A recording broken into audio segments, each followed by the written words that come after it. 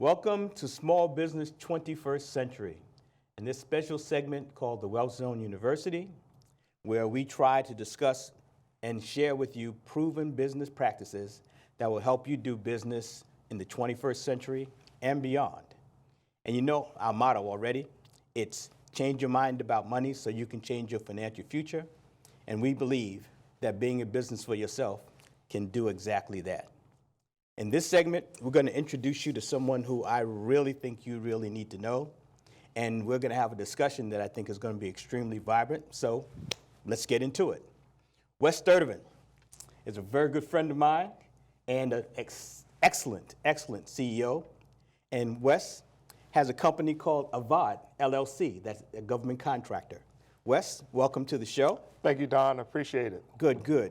I want to get into who Wes is, what Wes has been doing, because you've had 2 careers in government contracting. You've developed a large company for someone else, and you're developing your own company now for the last 4 years. That's correct. So tell us who Wes is, and then let's talk about your company, Avad, after that. Okay, sure. I appreciate it. So let me tell you a little bit about myself. I've been working in the government contracting industry for probably a little over 30 years. Okay. I started back in the mid-'80s. I was working as a janitorial supervisor on a government contract, and that was my entree. Okay. And the owner of the government contracting at the time was an 8A firm, and they had an opening in their office, so they asked me to come and work in the corporate office.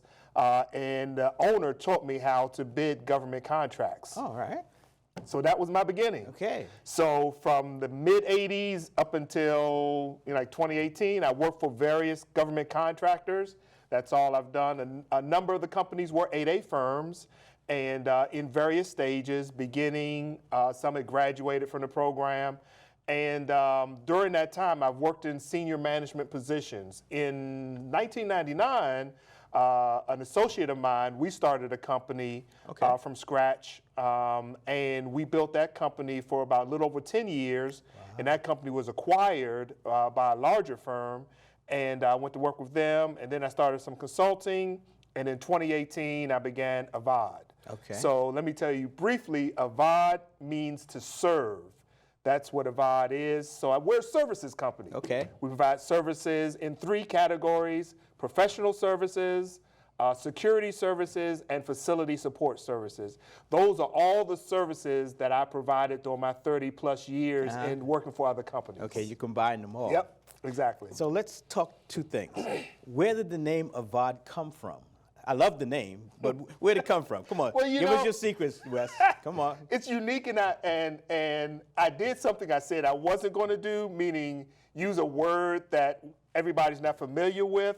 But once I found out the meaning of Avad, and it means to serve, I said, okay, that's what I'm about. That's what, in my life growing up, my parents were always serving in the community and in the church and other people around. So I said, I love to serve. I like to help people. So it's a natural name for me. It expresses who I am and what I want to do. Fantastic. So now your company is 4 years old. Yes. And so tell us, what does Avad do? You named 3 areas of expertise. Yes. Define each one of those areas for us so we know. Professional services, that specifically deals with areas of administrative support, instructors, trainers, subject matter experts that providing services to the government. The colloquial term is butts and seats. I mean, but it's providing personnel who have a certain skill set and a certain talent and can provide that service to the government. Okay. So that's professional services. The other categories are facility support services, which is everything from O&M, operation and maintenance work, janitorial, custodial, housekeeping, food service, all of those manual labor type skill operations, facility support. That falls under that category, which is a different NAICS code. And then the last one is physical security, which are armed and unarmed security guards, escorts, cleared personnel, anything to do in the security realm, access control, monitoring. Those are the things that fall under security. Okay, so that's interesting that you've got 3 distinct service areas that Avad has expertise in. Yes. And so did these service areas come out of your prior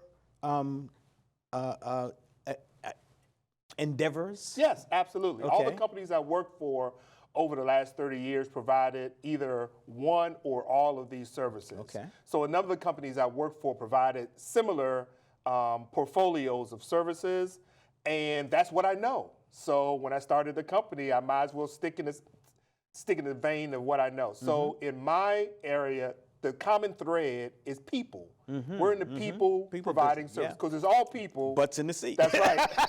It's all people. So it's people providing these services. That's what I do. I'm not an IT. I'm not an analyst, not a technician per se, but it's people with a skill set. That's what we offer. Okay. And so for purposes of our audience, Avad takes people and places them in positions inside the government, and the three things that they place people in are the three areas of expertise that you have. That's correct. Okay. And so essentially you're a people placement firm. That's another way of putting it, yes. Right? That's another Right? way of putting it. But you place them in specific areas. That's correct. And so that means that most government contractors that we've been talking to are like IT firms and that kind of stuff, but you're not. You actually provide personnel. 80% of our costs are labor wages. Wow. So that's really what our cost is in this industry. I mean, we have a few ancillary costs, equipment, materials, but that's minor in compared to the labor charges, the salaries, the wages. That's what we pay for. We pay for people. We charge the government for these people. Okay. They have a certain skill set. And there's one thing that I like that you told me about Avad. It's not about your company. It's about what your clients need and their outcomes. Yes, absolutely. And that's an extremely unselfish way of looking at it. Could you talk a little bit about what that philosophy is and how it's worked for you? Absolutely. So, through the years, one of the things I understand is that I don't want to necessarily promote myself in saying how good Avad is and how good Wes is and what we can do for you. He lets me do that. Yeah. But what I really want to do is make my customer, my client shine very well, not to be a headache. I've learned throughout all the years in government contracting that when you're working for someone, you want it to be as painless as possible for them. Because I'm a support. That's all of the services we provide are different support services to them. Okay. So they have a mission in their organization. So if I can help them accomplish their mission by providing these support services, then it's a win-win. That's what it's all about. Okay. So what I've learned, and one of the key things that helped me, and I always want to share with others, is that when I go in, if I'm successful in winning a contract or working for a client, I want to understand specifically what their needs are. So, instead of me telling them what I can do for you and I've done this, I want to know what are your pain points. If you had this service before, what did you enjoy? What did you like about the company that was providing the service before me? And what did you not like about the company? Because that's what I want to focus on. Yeah. I want to focus on the things that caused you a headache and a problem so we can eliminate that for you. And it varies from client to client. Every client is different. I remember we were talking to one government client and we said, okay, how can we help you moving forward? What did you experience in the last company that you don't want to experience moving forward? And they said, can you just get the invoices right? And I'm thinking, really? That's your pain point? That's your headache? They can't get an invoice right? They say every month it's a problem getting the invoices right. And I said, we can take care of that for you. We can take that easily, that's not right? going to be a problem for you.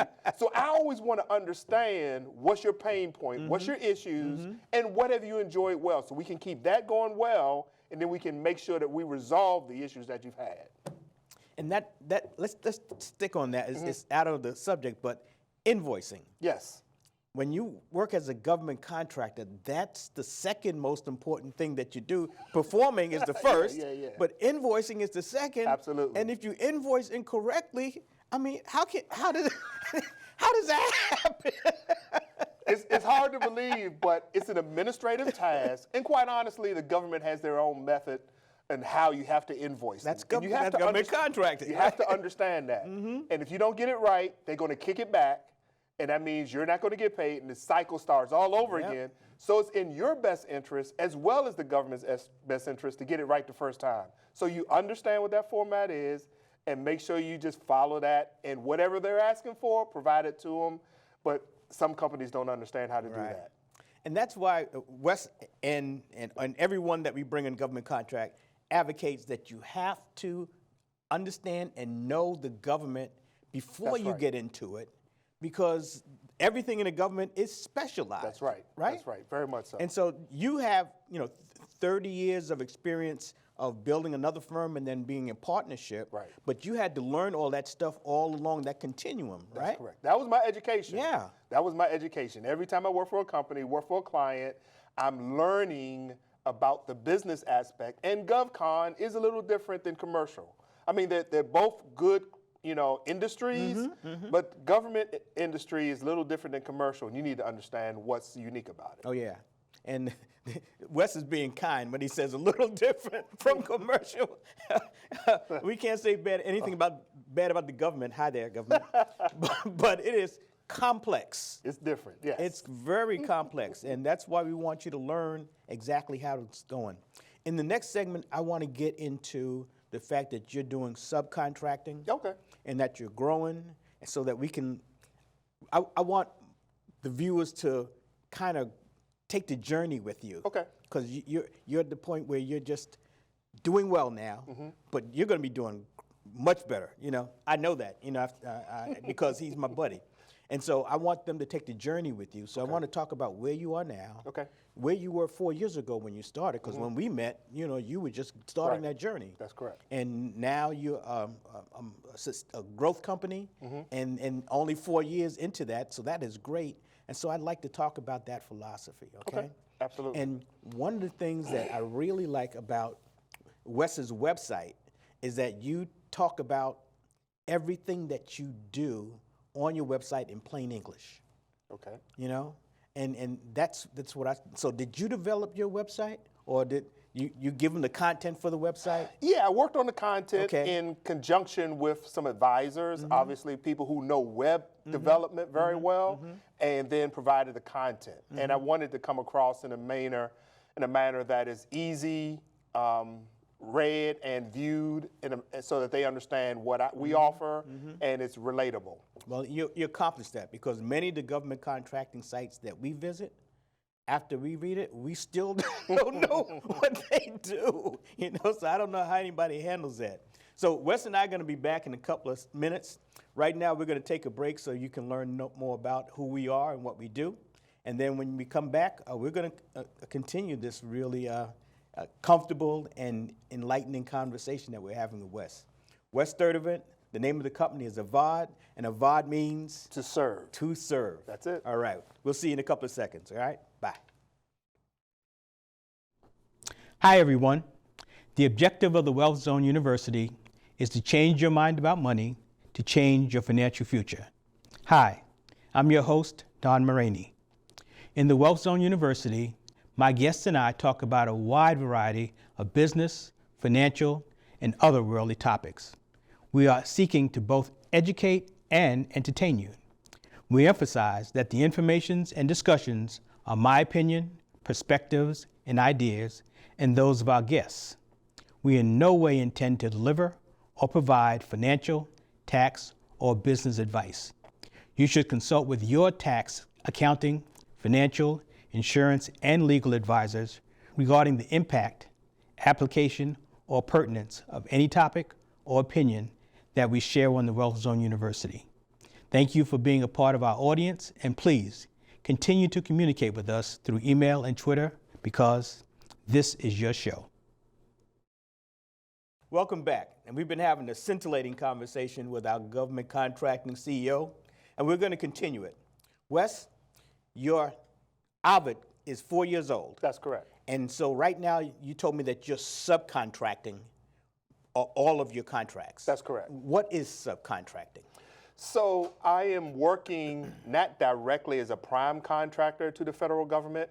I'm working as a subcontractor to a prime contractor. So in essence, I'm working for a commercial firm that's primarily providing services to the government. Okay. I think the key the reason why I'm doing that, the key is trying to establish past performance for the company, Avad. So even though I myself may have worked in the government contracting industry for a number of years, my company doesn't have the past performance in its name. Okay. So Avad doesn't have past performance, even though Wes does. Yes. So my past performance only goes with so far as key personnel. Key personnel does matter, but the government wants to see that the company can also perform. So I'm performing under another company's contract with the government. Okay. So I want to define terms: prime, subcontractor, and past performance. Okay. So the prime is the company that has the actual contract with the government. That's correct. And so they're responsible for making sure everything happens. That's correct. And then the sub is what? The sub works directly for the prime contractor. So my contract is not with the government, it's with the prime contractor, that commercial entity that has the government. So I provide a portion of the services, a percentage of the work, and the range varies, but typically, you know, in government contracting, the prime performs, you know, at least 51%, but it varies, and it just depends upon the work. And as a large business for the company I'm working with, they have certain subcontracting goals that they want to reach, and my company helps them reach some of those subcontracting goals in certain social economic categories. Okay. And so let's assume that you're the prime. Yes. And so once you get the contract, is it part of your requirement to seek out other companies to help you fulfill that contract, or you don't have to? It depends upon the level of the work. If it's something that me as a prime that I can perform with in-house with all of my resources, absolutely, there's nothing wrong with that.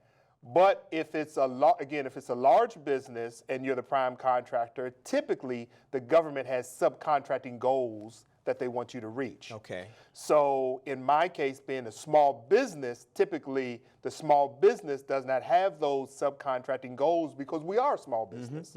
So we are typically either a small business or may fall into one of the socioeconomic categories. Okay. And you mentioned past performance, that even though you had past performance for decades, that your 4-year-old company needed to have its own past performance. Tell us what past performance is and why that's so important. So normally when you're bidding a contract for a proposal with the government, there are certain categories that they ask for. It may include your management approach, operational approach, key personnel, and past performance or contract experience. Past performance is what has the company done typically in the past for other similar relevant contracts that of similar nature and experience to what you're trying to do. Okay. So me as a subcontractor, where Avad is getting that past performance experience working as a sub on a federal government contractor. That's correct. Okay. And so everything that Avad is doing underneath this prime adds to its ability to say, we've done this successfully, and that at some point in time, then you'll be able to become a prime? That's correct. That's the goal. Okay. So one of the things the government has done, I said recently, is that they've allowed the prime contractor to include the subcontractor on their CPAR, which is primarily their report card on their performance. Okay. So if they can another government acronym. Yes. Contractor performance record. Don't even try. So as they get their report card on an annual basis, their CPAR, my company or the subcontractor can be part of that CPAR evaluation as to how that subcontractor's performance. So I'm getting documented past performance experience that's relative to work that I'm pursuing in the future. Wow. Now that's big, because if I have a brand new company, my past performance can be either commercial side or the government side. And if I've never worked in government, I can still have successful past performance on the commercial side. But I have to have past performance in order to get it. That's correct. And so let's talk about subcontracting, because a lot of opinions about whether subcontracting is good or bad are out there. For you, it's a good thing. Yes. And is that because you manage the relationship with the prime, or what makes it good for Avad? It's a very good question. I think in any prime sub relationship, like they always say, it's similar to a marriage. And we know the rate of marriages in America. They're not doing very well, unfortunately. So prime sub relationships is very, very similar.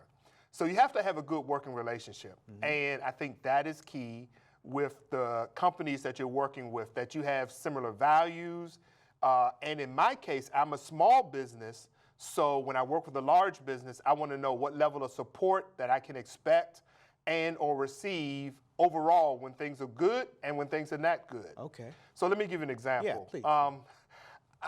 Because I have a socioeconomic category in the company, the current category that we qualify for is hub zone, which is historically underutilized business zones for the government. So the company is, through the SBA, we're hub zone certified, and we're a small business. So large business had reached out to Avad and said, hey, we see that you have this category. Send me your capability statement. Let me see what you guys do and what you're all about. So I shared that information with them. They said, hey, you're exactly what we're looking for as a company, and we'd like to team with you and subcontract you on some projects we're looking at.